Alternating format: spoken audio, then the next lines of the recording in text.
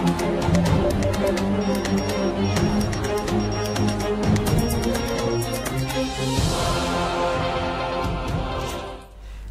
balima bamanankan mɛnnaw Mali kɔnɔ ni aga bamanankan kunnafoni wagati sele walawalali bɛna kɛ mun na aw ye Mali kɔnɔna kunkan kibaruyaw kan aw danga na ka bɛn ni mɛkalo tile 2 tɛmɛnen na ye Bangɔni Jangɛnɛbugu la Mali silamɛ diinɛ ɲɛmɔgɔ ka fara ɲɔgɔn kan jɛkuluba bisimilara an fa ani an karamɔgɔ fɛ Seyidi Sheriff Usman Madan Aidara ka sanga ni a sigili ye Mali silamɛw ka ɲɛmayaso kunna groupement tɔndenw taara a yirala k'a fɔ ko u bɛ a ka bilala sanga ani waati wa k'u n'aw jɔ u jɔyɔrɔ la walasa laɲini ninnu bɛɛ lajɛlen ka se ka sabati baara in bɛɛ seereyara maa minnu fɛ Usman Kan ani Luti Sidibe de tun bɛ an ka ɲɛmadaw ka sɔrɔlenw fɛ Mali silamɛ diinɛ ɲɛmɔgɔ ka fara ɲɔgɔn kan jɛkuluba groupement des leaders spirituels musulmans du Mali ma ɲɛmɔgɔw ka se Bani mɔ Bangɔni Jangɛnɛbugu la a bɛ don fɛn min kadira kɔnɔ nisɔndiya don ka sabu kɛ a sugandira Mali kɔnɔ ka kɛ Mali silamɛtɔnw ka fara ɲɔgɔn kan jɛkuluba Haut Conseil islamique du Mali ma ɲɛma kura ye ɲɛmayaso sigi senfɛ min kɛra avril kalo tile 20 na tile 21 san 2019 an ka jamana diinɛ ɲɛmɔgɔw u ye u ka nisɔndiya jira Zamzam y'u la a ye kumaw minnu kɛ Mali silamɛ diinɛ ɲɛmɔgɔ ka fara ɲɔgɔn kan jɛkuluba groupement des leaders spirituels musulmans du Mali ma ɲɛmaya la baaraw minnu kalifara la n'a ye olu kɛ k'u se u da la ka laban ka jira la fana k'a fɔ baara kura min kalifalen filɛ nin ye a la Mali silamɛ bɛɛ lajɛlen ka ɲɛmaya jɔyɔrɔ min kalifara la a k'i jigi da u ka dɛmɛ kan ka se ka baara in kɛ ka se a da la komi Ala y'a kɛ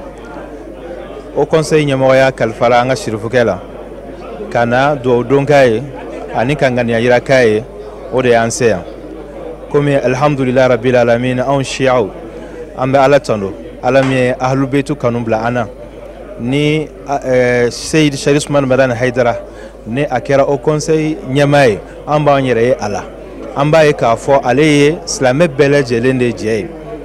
taabolo bɛɛ lajɛlen ka kan a la an bɛ Ala deli subhanahu wa ta'ala doni min n'o kalifara la Ala ka an kɛ a dɛmɛbaya la an bɛ Ala deli Ala k'a ni si bɛn Ala k'a ni kɛnɛya bɛn Ala k'a ni wasa bɛn Ala k'a ni dawula bɛn Ala subhanahu wa ta'ala ka hakili ɲuman ani fɛɛrɛ ɲuman k'o di a n'a dɛmɛbaa bɛɛ ma nin baara in na Ala k'a kɛ silamɛya taa ɲɛna ye Ala k'a kɛ silamɛya yiriwalan ye an b'aw ladɔnniya k'a fɔ Mali silamɛtɔnw ka fara ɲɔgɔn kan jɛkuluba Haut Conseil islamique du Mali ɲɛmayaso kura min sigira sen kan avril kalo tile 21 maa caman y'a jira k'a fɔ a ɲɔgɔnna ɲɛmayaso sigi ma deli ka kɛ ka sabu kɛ silamɛw bɛɛ lajɛlen de jɛra ka kan kelen fɔ wa taabolow bɛɛ lajɛlen kɛmɛ ka ɲɔgɔn sɔrɔ ɲɛmayaso in kɔnɔ wa o de b'a jira k'a fɔ diinɛ ɲɛmaw olu de kan ka kɛ ɲɛmadayɔrɔ ye jamanadenw bolo ka don da kelen fɛ ka bɔ da kelen fɛ min bɛ se ka to jamana bi basigi Mali ka basigi o wagati sera o tamasiyɛnba o de yirala an na nin sigi in kɔnɔna la parce que Haut Conseil ka kɛ consensus ye k'a fɔ silamɛ bɛɛ ka fara ɲɔgɔn kan wahantan wahabiya bolo minɛ bolo jigi ko an bɛɛ lajɛlen ka fara ɲɔgɔn kan k'an bolo ɲɛsin cɛ kelen ma ko e ka kɛ an ka ɲɛmɔgɔ ye bɛɛ lajɛlen ka jɛ ni a ye dusukun kelen na a ma deli ka kɛ ni nin tɛ o b'a yira k'a fɔ Ala b'an ka jamana fɛ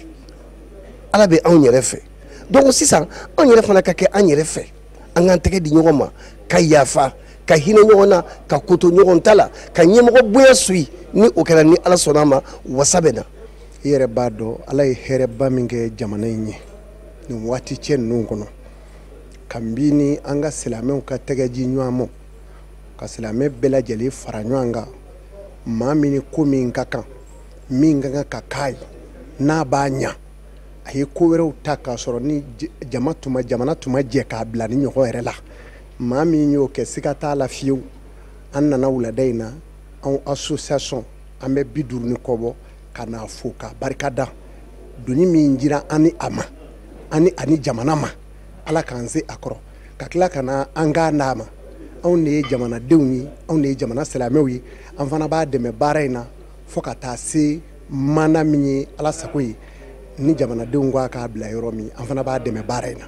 an nana ka n'o jalagɛlɛya di an ka gidi ma ani an ka ɲɛmaa ma k'a sɔrɔ a jala kun ka gɛlɛn o de y'an se a wulada in na i yɛrɛ ye jama ye jama bɔra cogo min ka n'a da la bɛɛ nisɔndiyalen don bɛɛ ko a n'a ka kan maa capacité ye min ye i y'o ye a fɔra maa dɔw kɔ olu ye baara minnu kɛ a ka bon a yɛrɛ bɛna min kɛ sisan an b'a ɲini ala k'a tɛmɛ olu bɛɛ kan o kuma maa capacité ye min ye i y'o de ye nin ni nin ka kan mois de solidarité min tɛmɛna sa o ma dogo fandanw na a ma dogo an yɛrɛ dun ka faw la o kuma an b'a ɲini ala fɛ Mali Haut Conseil ka kɛ o cogo la. Ama ladɔnniya k'a fɔ Mali silamadinɛ ɲɛmɔgɔw ka fara ɲɔgɔn kan jɛkuluba groupement des leaders spirituels musulmans du Mali ma ɲɛmɔgɔw ka nin bɔɲɛ in Zamzam y'u fɛ yen Bamakɔ sigida 6 silamatɔn minnu bɛ yen ani Kati cercle silamatɔnw minnu bɛ groupement des leaders spirituels musulmans du Mali kɔnɔ a ma kun y'olu de ye. Hali bi an bɛ to Bangoni Janginɛbugu la kɛnyɛrɛye teliw ka tɔnba fana ma to kɔfɛ an fa ani an karamɔgɔ Seydi Sherif Usman Madan Aidara ka nin ɲɛmaaya in sɔrɔli la u ka ciladenw fana ye wulikajɔw bolida ni ka taa bonyamasegin foliw kɛ a la ka bɛn ni alamisa tɛmɛnen na ye Sherifula Jabarani So tɔgɔ la Musa Fɔnba a n'a ka jatala Abdulaye Sogodogo de tun bɛ an ka ɲɛmadaw ka sɔrɔlenw fɛ. Kabini silamaya dɛmɛtɔ Ansaru ɲɛjɔyɔrɔ kɛra Mali silamatɔnw ka fara ɲɔgɔn kan jɛkuluba Haut Conseil islamique du Mali ɲɛmaa ye. Haut Conseil islamique ka laadalasigi tako sabanan senfɛ min ye ɲɛmaaya sokura di a mɔ. Avril kalo tile 20 n'a tile 21. Nisɔndiyakanw bɛ ka bɔ fan caman fɛ ka Seyida Sherif Usman Madan Haidara sɛgɛrɛ. A kɛlen kɔfɛ ka diinɛ jɛkulu ni laadala jɛkulu bisimila ka tugu ɲɔgɔn na. Zamzam y'u ye Mali kɛnyɛrɛ ye telesow ka jɛkulu maa ɲɛmɔgɔw bisimila n'a yɛrɛ y'o denfa ye. An kɛlen ka amatel créé an ye Sherif Usman Madan Haidara ta ka kɛ an ka président d'honneur ye. O kɔnɔna la a y'an bonya kosɛbɛ a ye fɛn caman k'an ye fa ta ka foyi kɛ n'a ma wele yan an bɛ na alors an nana mɛn k'a fɔ a élira brillamment comme le président du Haut Conseil islamique. Donc an ko an tɛ se ka lettre ci an yɛrɛ de bɛna pour que kana fo a ka élection ka tila ka duwawu k'a ye ale de kan ka duwawu k'anw ye dɛ mais an fana bɛ duwawu k'a ye pour que baara min bɛ n'a fanga ka girin n'a y'o ta k'o fara a ka baara fanga girinmanw kan ala ka si ni kɛnɛya d'a ma pour que a ka se a kɔrɔ donc o de y'an nakun ye. U y'a yira k'a fɔ u nisɔndiyara ni u ka denfa tali ye ka kɛ Mali silamɛw ka ɲɛmaa ye ka laban k'a jira a la k'a fɔ kɛnyɛrɛye telesow ka jɛkulu b'a ka bila la a n'a ka biro bɛɛ lajɛlen k'a dɛmɛ a ka baara la. N'a mago b'anw na waati o waati n'u y'an wele dɔrɔn an bɛ taa an bɛ kunnafoni di a di cogo la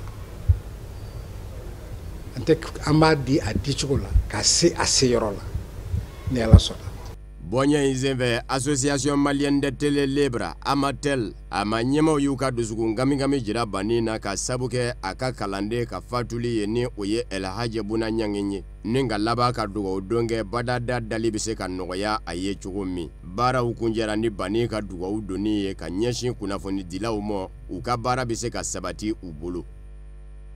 Hali bi an bɛ to Bangoni Janginɛbugu la Amatel tɔndenw ka bɔɲɔgɔn ye kɛnɛ kan an ka an fa ani an karamɔgɔ Seydi Sherif Usman Madan Aidara ka dantigɛlikanw lamɛn. An bɛ fɔlɔ ka Ala de fo ka Ala barikada ka Ala waleɲuman dɔn nin koɲɛ in ni o ye Haut Conseil président ye Ala y'a kalifa ne na Ala b'a dɔn n m'a ɲini Ala b'a dɔn n t'a fɛ fana Ala yɛrɛ b'o dɔn mais adamadenw i nana mɔgɔw de bolo i bɛ taa mɔgɔw de bolo alors ni mɔgɔw y'u ka bonya n'u ka kanu ɲɛsin ma k'a fɔ fo an k'i kɛ nin ye o de la ne sɔnna a ma n jɛna n'a ye o la n ye n kun don a kɔrɔ alors a daminɛ ni bi cɛ mɔgɔ dama min sera nin so in kɔnɔ yan ka taa Segu dugutigiw la ka taa se Banamba dugutigiw ma ka taa se Barawuli ani Tamani ani Buwajɛ o n'a ɲɔgɔnnaw u bɛɛ dugutigiw bɔra yan ka taa se an yɛrɛ ka politiki mɔgɔ caman ma minnu nana ka na u ka nisɔndiya yira ka n'u ka bonya yira bi an balima télévision tigiw olu ka tɔn bɛɛ farala ɲɔgɔn kan olu ka tɔn min bɛ ni a ɲɛmɔgɔ ye an balimakɛ ye ale fana farala ka jama kan ni kana bonya barikada an b'u fo nisɔndiya min bɛ na o tɛ n kɛra Haut Conseil président ye o tɛ mais nisɔndiya min bɛ na fasodenw y'a yira na Aidara an b'i fɛ Haidara an b'i kɔ ma dan sɔrɔ min na o y'o de Ala b'a dɔn nisɔndiya min bɛ na bi dan fosi t'a la n k'an faso denw ye k'olu de bɛɛ bɛ n'i jɔ Haidara an b'i nɔfɛ an b'i dɛmɛ ma dan sɔrɔ o la n b'i u fo k'u waleɲuman dɔn k'u barikada ka tila ka layidu di a fana an bɛ ɲɔgɔn fɛ an mago b'u la tuma o tuma u pɛrɛlen don k'an ka wele jaabi o ye bonya de ye bonya min i b'a fɔ dɔrɔn i ni ce mais i tɛ se k'a remercier i tɛ se hɔrɔn ni mɔgɔ y'i bonya i kɛra ka jɔn de ye alors n b'a fɔ u ye ko an yɛrɛ b'u ka bila la vraiment u ye nin min ɲɛsin ne ma u ye n jigi fa bon n donna nin kɔrɔ fana ka n jigi da bɛɛ de kan maliyɛn ɲuman bɛɛ diɲɛ mɔgɔ ɲuman bɛɛ ne donna nin ko in kɔrɔ ka n jigi dalen to aw bɛɛ de kan k'a fɔ a bɛ na n dɛmɛ parce que kun fosi t'a la an ka jamana ka se ka basigi silamɛw ka se ka don da kelen fɛ ka bɔ da kelen fɛ n'o kɛra gɛlɛya caman bɛ yen min ma se ka wuli Ala bɛ sɔn a bɛ wuli ni bɛn ye parce que an bɛ min dɔn nin jamana in kɔnɔ ka kɔrɔ ni kɛlɛ kɛra cɛ ni muso cɛ mɔgɔw bɛ wuli ka kuma a bɛ nɔgɔya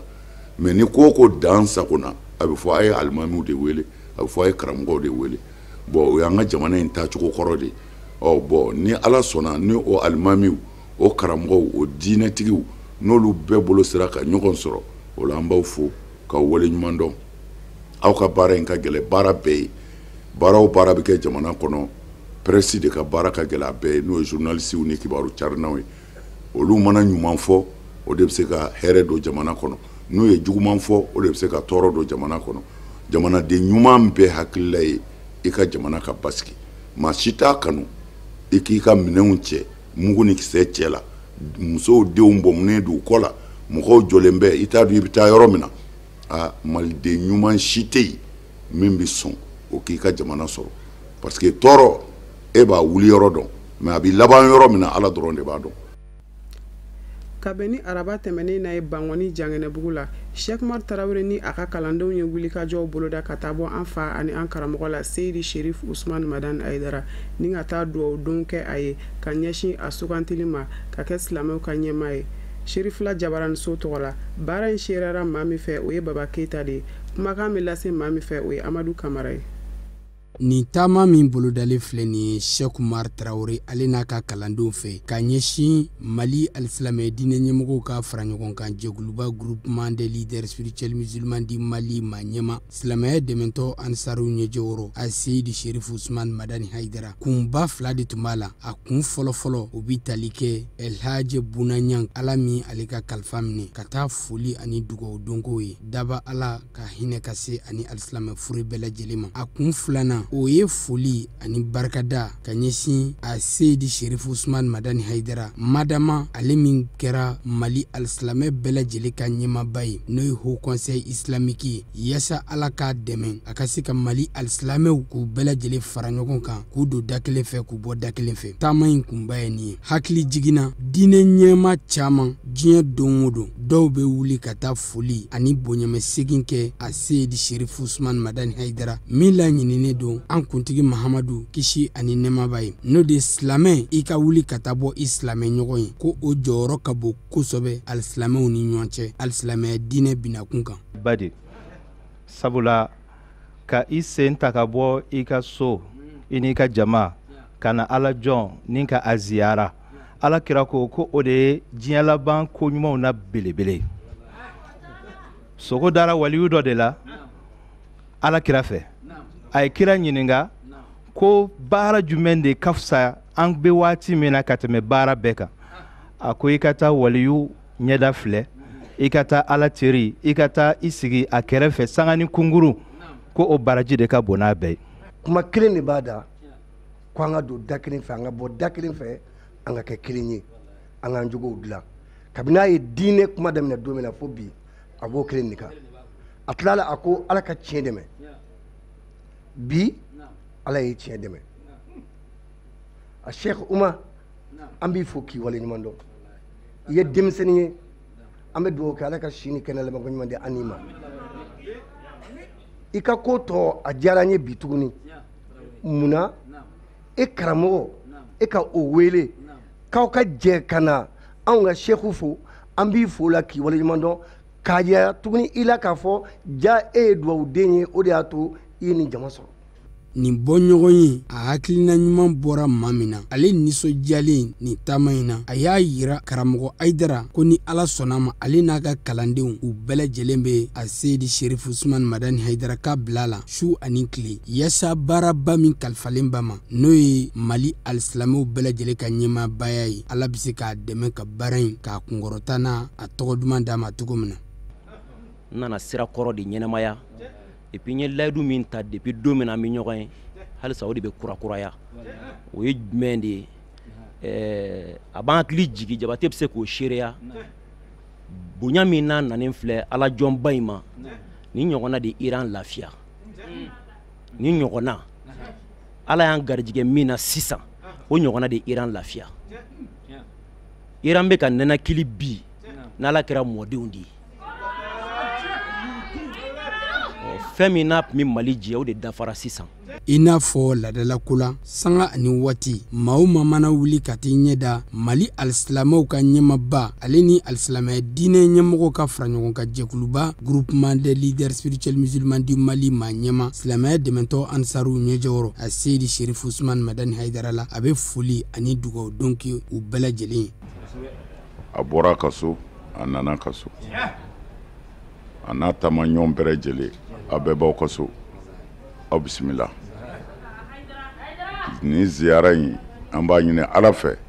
Ala ka sɔn alijinɛ kɔnɔ an ka ɲɔgɔn ziyara ta diɲɛlatigɛ a tɔɔrɔw Ala k'a ɲɔni ka bɔ an kan a hɛrɛw Ala k'u di an ma maa o maa y'i sen da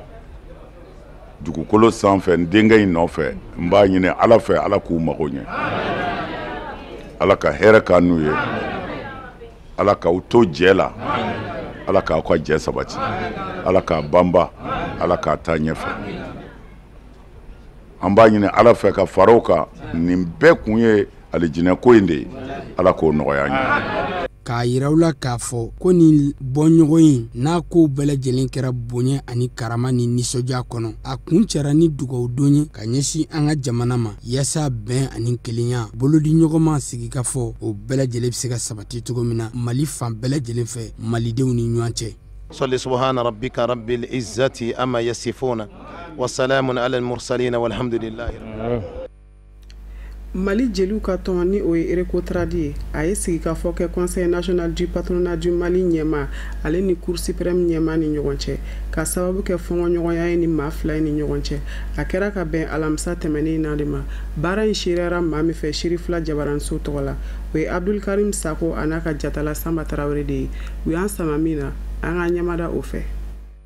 Mali ɲamakalaw ka kuluba min n'a bɛ fɔ a ma réseau des communicateurs traditionnels Recotrad bɛn ani kelenya sabatilen malidenw ni ɲɔgɔn cɛ o y'o waleya dɔ sira taama n'o de ye ka wuli ka se Cour suprême président ma Nuhum Tapili ani Conseil national du patronat du Mali o président Mamadou Sinsi Kulibali fɔɲɔgɔnkɔ min bɛ u ni ɲɔgɔn cɛ kɛrɛnkɛrɛnnenya ma n'o kɛmɛ sababu ye Nuhum Tapili n'a ye plainte déposé Mamadou contre la ka taa kuma u ni ɲɔgɔn cɛ a bɛ se ka plainte retirer cogo min na ni ka yafa Mamadou Sinsi Kulibali ma Nuhum Tapili a y'a yira k'a fɔ a nisɔndiyara kosɛbɛ kosɛbɛ jeliw ka nin wulikajɔ la a y'a yira ka laseliw la k'a fɔ Mali kanu kosɔn jeliw bonya kosɔn ani bɛn ni kelenya sabatilen malidenw ni ɲɔgɔn cɛ jeliw ye min ɲini a fɛ k'a sɔnna n'o de ye k'a ka plainte retirer ko dakɔnɔɲi ani nɛ olu bɛ sigi la fɔɲɔgɔnkɔ bɛ na u ni ɲɔgɔn cɛ ko nka o tɛ sigi tiɲɛ Mali ɲamakala ɲɛmaw u ni Nuhum Tapili kɛlen kɔ ka ɲɔgɔn ye ka bɛn ni kelenya kumaw fɔ ni Nuhum Tapili sɔnna u ka fɔlen ma u y'u kunda Conseil national du patronat du Mali ma Mamadou Sinsi Kulibali a n'a baarakɛɲɔgɔnw bɛɛ lajɛlen u bisimila bonya ni karama kɔnɔna na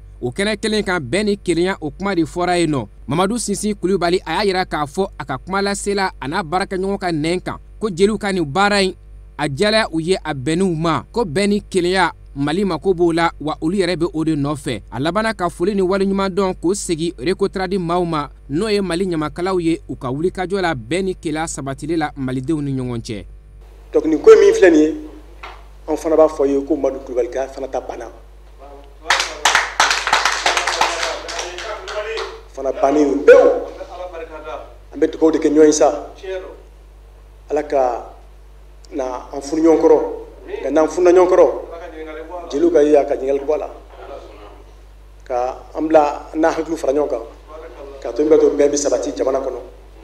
parce que Mali ka gɛlɛ bi kojugu n'a fɔra ko da falen don k'i ka dɔ wɛrɛ mɔ ka da sanfɛ a bɛ gɛlɛya n'an ye nin tasuma fa o bɛ dɔ bɔ Mali ka ko la bi an n'an ɲɛsin ko wɛrɛw ma min tɛ kɛlɛ ye kɛlɛ kɔni i b'a daminɛ dɔn dɛ mais a bɛ taa laban min na Ala de b'o dɔn a tɛ kun bɔ a tɛ kun bɔ n'i y'a bɛɛ lajɛlen fara ɲɔgɔn kan a bɛ sɔn ka kɛ kunba kelen ye dɛ Ala k'an kisi kunba kelen ma Ala ka jamana kisi o ma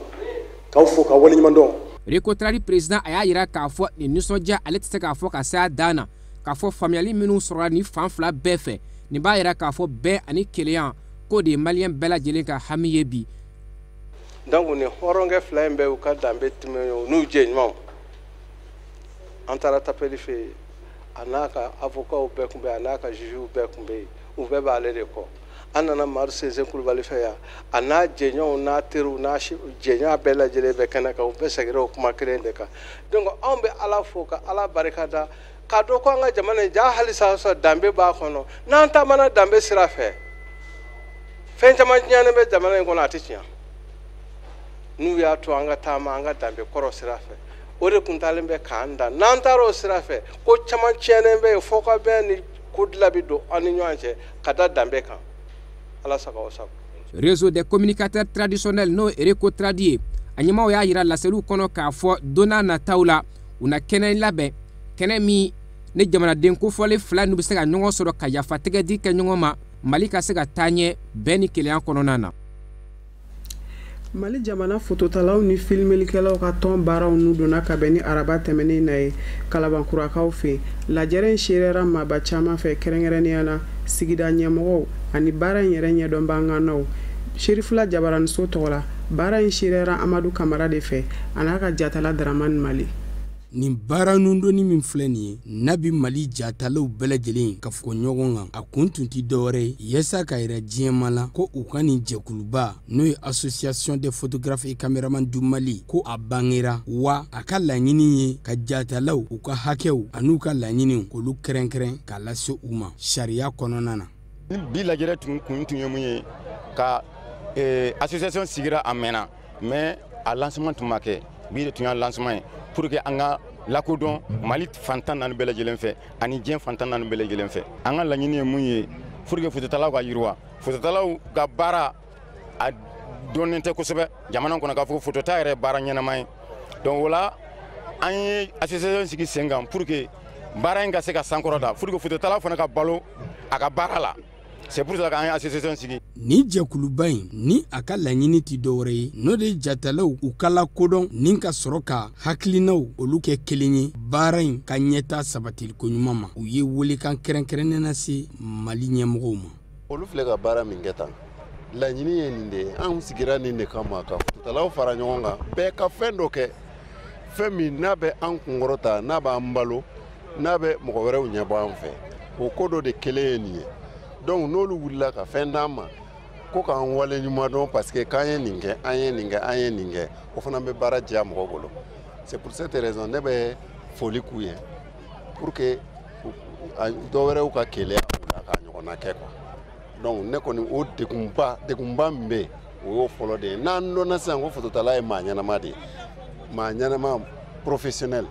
comme diplôme tigiw a b'a ka baara kɛ k'a ka denbaya balo dɔwɛrɛw dayirimɛ dilɔnnen la et aussi mɔgɔ si tɛ yen min mago tɛ jɔ foto la. Bamakɔ sigida 5nan a marabolo ɲɛmɔgɔw u nisɔndiyalen ni jatalaw ka nin jɛkulu in sigili la sen kan u y'u ka dɛmɛ an'u ka bolodi ɲɔgɔnma sɛmɛntiya ka ɲɛsin nin jɛkulu kɛrɛnkɛrɛnnen a maaw ma. Kɛnɛ in kan ne nisɔndiyalen don kosɛbɛ parce que an balima photographe n'o ye association ye association des photographes professionnels de Mali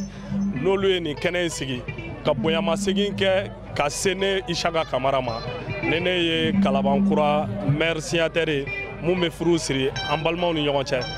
u ye danaya d'an kan parce que n ye initiative mun ta ni k'a fɔ maire man ka furu siri dɔrɔn k'i kɔ don furudenw na an kan k'an cɛsiri fana pour que furu ninnu kana sa o de la moi je suis l'initiateur mɔgɔ min ye hakilina ta ka centre d'écoute créer centre d'écoute mun na an bɛ kuma furuɲɔgɔnw ni ɲɔgɔn cɛ pour que ka furu gɛlɛya wuli ka b'u ni ɲɔgɔn cɛ donc n'u ye ne bonya o la nin tɛ ne kelen ka bonya ye les communes 5 maires bɛɛ lajɛlen ka bonya ye. N b'a dɔn k'a fɔ ninnu ye association min créer ko ka baara ɲuman kɛ u ka baara kɔnɔna na u ni dɛmɛ ka kan u ni kɔlɔsili ka kan u ni hakili ɲumanya baara kɛcogo ɲuman fana ka kan. Donc ne kɔni b'a dɔn an fɛ an ka commune kɔnɔ yan anw n'u ye ɲɔgɔn baara kɛ ɲɔgɔn ye ka sɔrɔ bi ma se ni Ala sɔnna an ka mandat kɔnɔ an b'a ɲini ka u ladɛmɛ u ka baara in kɔnɔna na fo ka taa se an ka mandat banni ma. N b'a dɔn fana commune tɔw kɔnɔ Bamakɔ yan hali ni u ni photographe bolo ti ɲɔgɔn bolo ne bɛ appel lancer u k'u bolo d'u ma u ka baara kɛ parce que u ka baara kɛ n'o ka ɲi. Bon n bɛ welekan min lase u yɛrɛ ma o de ye u bɛ baara min na déjà ni professionnalisme b'a kɔnɔ u k'u jija u ka t'o cadre kɔnɔ u kana b'o kɔnɔ parce que fɛn ɲuman de b'a yɛrɛ san. Comme baara ɲuman de fana b'a yɛrɛ lakodɔn cogo min na mɔgɔw bolo. Je pense que ni an tor'o cadre kɔnɔ alhamdulillah u ka laɲiniw caman bɛ a bɛ se ka sabati. K'aw ladɔnniya k'a fɔ ko jako kɛra bi bɛɛ lajɛlen b'a kɛ nka jatala ninnu ka fɔ la ka ja ɲuman sɔrɔ ka sini ɲɛ sigi n'a ye maa wɛrɛ si tɛ se k'o kɛ ni jatalaw a ɲɛdɔnbaga ŋanaw tɛ n'o ye jatala professionnels ye. Ka sanga ni an fa ani an karamɔgɔ ni ale silamɛya diinɛ dɛmɛtɔ ansaru ɲɛjɔyɔrɔ Seydi Sherif Ousmane Madane Aidara ale ka bange ni sankunbɛn nisɔndiyaw kɔnɔna ye centre de santé Sherif la ale ni fédération Ansar Dine International ka jɛ ka baaraw kɔnɔna na u ye tile fila bana sɛgɛsɛgɛ fu dɔ boloda min ni o kɛra centre de santé Sherif la yɛrɛ kɔnɔna na. Sherif la jabaranso tɔgɔ la baara in siriyara Amadou Diallo a n'a ka jatala Abdoulaye Sogodogo de fɛ an ka ɲɛmadaw ka sɔrɔlenw fɛ. Ladala ko dun san o san ka sanga ni a Seydi Sherif Ousmane Madane Haidara ale ka bangeni kunbɛnni ɲaɲaniw ye centre Sherif la ale b'a kanu ka buna hadamadenw k'u lagɛ ni ka tila k'u furakɛ fi sabililayi yaasa k'u ka nisɔndiya yira ka sanga ni karamɔgɔ Haidara ka bangeni ye. Kunu tile dɔgɔra an na jama caya fɛ donc an ye tile kelen fara kan ka kɛ tile fila ye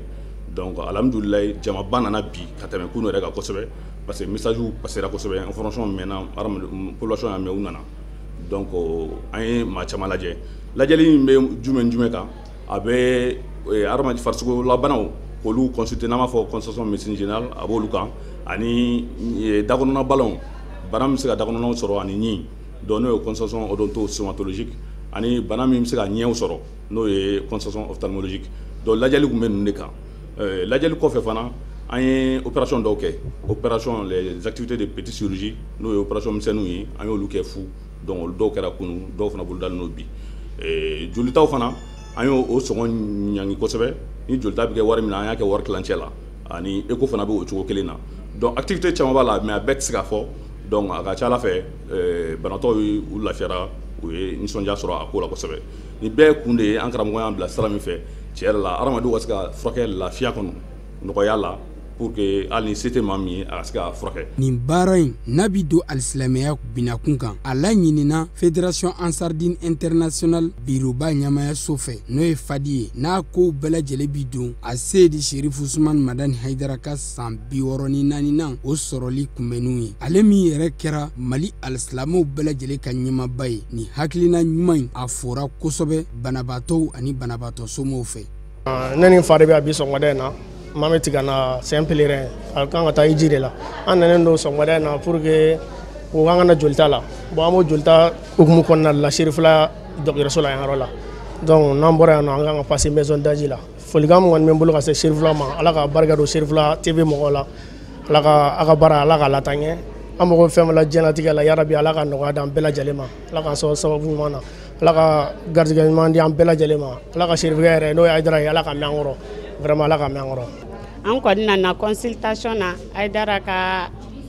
dɔgɔtɔrɔso la mais a diyara n ye ne nana ni n den de ka consultation a ɲɛ de b'a dimi ni an bɛ ka furakɛli kɛ la o bɛɛ la a ɲɛ tɛ ka nɔgɔya la an y'a Haidara ka dɔgɔtɔrɔso mɛn sɔgɔmada in na n père y'a fɔ n ɲɛna ko n ka na ni den ye ko ka a lajɛ n'an sera ka togoya wɛrɛ sɔrɔ a ɲɛko la an nan'o de la u y'an reçoit a diyara n ye quoi parce que u y'an reçoit ka ɲɛ n'i nana u bɛ sigiyɔrɔ d'i ma u b'i bonya o la to a diyara n ye n'i nana banabaatɔ n'a nana dɔgɔtɔrɔso la a kan ka reçoit ka ɲɛ mɔgɔw kan k'a minɛ ka ɲɛ u bɛ o bɛɛ kɛ. donc fu don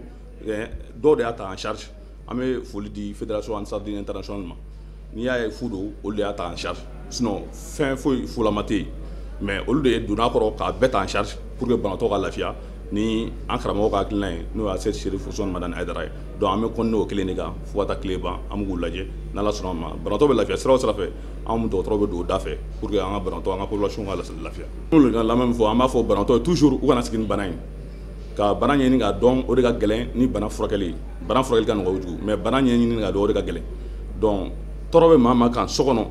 i ka wuli ka se dɔgɔtɔrɔso la a ka sɛgɛsɛgɛ n'a ɲɛɲinina fɛn min b'i la o bɛ f'u ye n'o dɔnna ka ban a ka ca Ala fɛ furakɛli cogo o bɛ sɔrɔ la i bɛ se ka dɛmɛ sɔrɔ furakɛli bɛ kɛ cogo min mais n'i sigira so kɔnɔ donc ɲɛ tɛ se ka sɔrɔ a la donc maa maa ni fari man di la i ka wuli ka se dɔgɔtɔrɔso la an ma a ka ca Ala fɛ an bɛ ka bana ɲɛɲini ka ɲɛ dɔn ka ɲɛ f'i ye an bɛ o kama. An bɛ aw ladɔnniya k'a fɔ ko nin don kɛrɛnkɛrɛnnen minnu tali filɛ ka ɲɛsin furakɛli ani lajɛli ma fi sabidilayi a ko ɲɛmaaba o bɛ Sherifu Burama Haidara bolo ale min Mali alisilamɛ diinɛ ɲɛmɔgɔ ka fara ɲɔgɔn kan jɛkuluba groupement des leaders spirituels musulmans du Mali maa ɲɛma silamɛya dɛmɛtɔ Ansaru ɲɛjɔyɔrɔ a Seydi Sherifu Usman Madani Haidara den an b'a fɔ ko Ala ka san 65nan Ala k'o yira alisilamɛ bɛɛ lajɛlen na ni ka sɔrɔ kɛnɛya o sabatilen bɛ.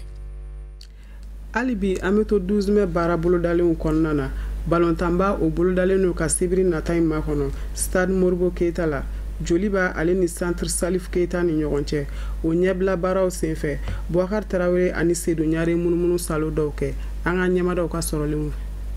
Joliba ase ale ni Centre Salif Keita denmisɛnninw bɛɛ lajɛlen kɔni bɛ labɛn na ni wagatinin na min bɛ tali kɛ dolanci belebele min kan ka kɛ Sibiri Stade Omnisport Modibo Keita la an fa an karamɔgɔ Seydi Sheriff Usman Madani Haidara ka san 64nan sɔrɔli okumu kɔnɔna na. N'i ye Centre Salif Keita ta k'a lajɛ olu kɔni y'a yira k'a fɔ olu labɛnnen don kulo in kama ka sababu kɛ olu ka laɲini tɛ dɔwɛrɛ ka fɛɛrɛ bɛɛ lajɛlen kɛ min b'a to olu bɛ se ka sebaya sɔrɔ nin dolanci la u fɔlɔ tɔgɔ ka kɛ maa fɔlɔ min ye tɔgɔ sɔrɔ nin ko in na. Vraiment depuis semaine daminɛ na kuma fɔra an ye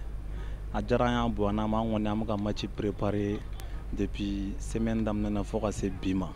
Match in kɔni n'Ala sɔnna ma a bɛna kɛ match duman ye kosɛbɛ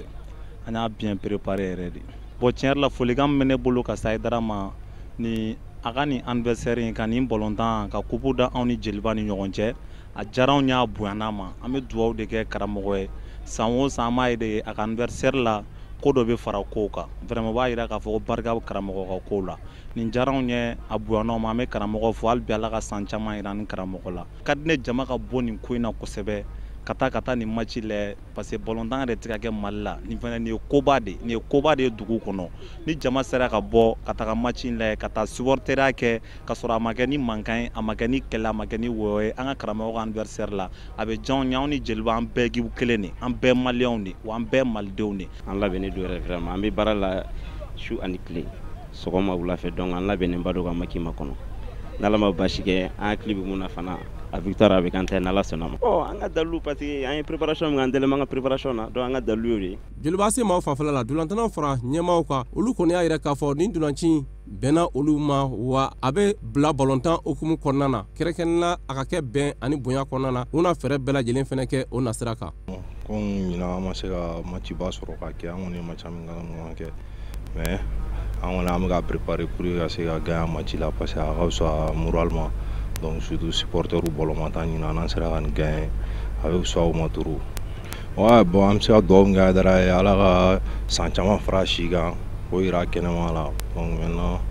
ko tɔw bɛ Ala bolo an kɔni bɛ se ka dugawu min kɛ Ala ka san caman yira a la yɛrɛ yɛrɛ. Ci labɛn an b'a la ka match labɛn comme final de don aller retour tɛ foyi fo final de don ni i jouera dɔrɔn o y'a bannen an b'a la ka labɛn position de kan bon an ye baara caman boloda jɔda la kosɛbɛ pour que an bɛ se ka gagner match na cogo min na ka trophée sɔrɔ. Bon ɲɛ bɛ CSKA la cogo min na comme compétition tɛ yen nɔ mais u b'a la ka entraînement kɛ comme an fana b'a la ka entraînement kɛ cogo min na bon CSKA équipe ɲuman don et puis fana u bɛ ballon ta ka jouer kosɛbɛ de bɛɛ b'a dɔn centriste de don bon donc an yɛrɛ b'o kalama an bɛ équipe dɔn kosɛbɛ bon an b'a kɛ cogo bɛɛ la pour que an bɛ se k'u bati cogo min na. Bonya dɔ de dara an kan an b'a fɛ k'o bonya fa o kɔnɔ en tant que président des supporters de Joliba n b'a ɲini supporteriw fɛ u ka balontan in bila ɲɛnajɛ kɔnɔna la k'a yira k'a fɔ ko maaba yɛrɛ de ka wele sera an ma k'a fɔ k'an ka ɲɛnajɛ jɛ a bolo a n'a ka jamakulu donc o kama n'an bɛ don ɲɛnajɛ sugu la on va jouer ce match là dans le plus grand fair play bɛɛ ka bɔ c'est une coupe qui est mise en jeu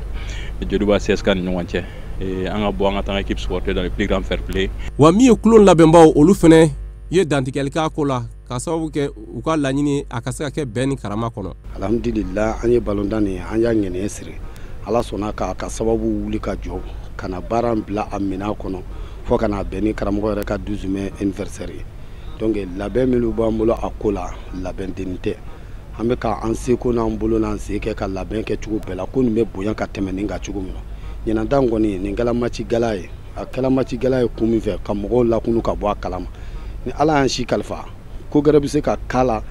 bilangɛrɛ bɛ se ka don a kɔnɔ min ka bon nin ye. Wele bilalen no jama ma sibiri do mekalo tile 4 stade Omnisport Modibo Keita la bɛɛ ka bɔ ka se ka taa ndolanci belebele lajɛ Joliba AC denmisɛnninw ni centre Salif Keita denmisɛnninw ni ɲɔgɔn cɛla la min ko ɲɛmaya talen do ka di an fa an karamɔgɔ Sɛd Sherif Usman Marani Aidara ma. Ni ye kunnafoni min ni a bɔra Fédération Ansardine International yɔrɔ la ko ka sanga ni an fa ani an karamɔgɔ ni ale silamɛ diinɛ dɛmɛtɔ Ansaru ɲɛjɔrɔ Seydi Sherif Usman Madan Aidara ale ka bangeni san kunbɛn nisɔndiyaw kɔnɔna ye ko tolaciba bolodalen no ka sibiri nata in makɔnɔ mai kalo tile 4 stade Omnisport Modibo Keita la min ni Joliba ale ni centre Salif Keita bɛna u kɔgɔ da ɲɔgɔn kɔgɔ la a denfaya minɛn talen do ka sigi an fa ani an karamɔgɔ kɔrɔ Seydi Sherif Usman Madan Aidara bataki in tɛgɛ nɔbilala El Hadji Modibo Diallo de fɛ ni ale ye FADI premier vice président ye. O de bɛ dan sigi bi bamanankan kunnafoni sɔrɔlo na min labɛnna kunnafoni diso ɲɛmaya so fɛ kabini nin wagati in ye aw ni ce a ka ɲɛmadali la a k'an bɛn waati wɛrɛ nataw la.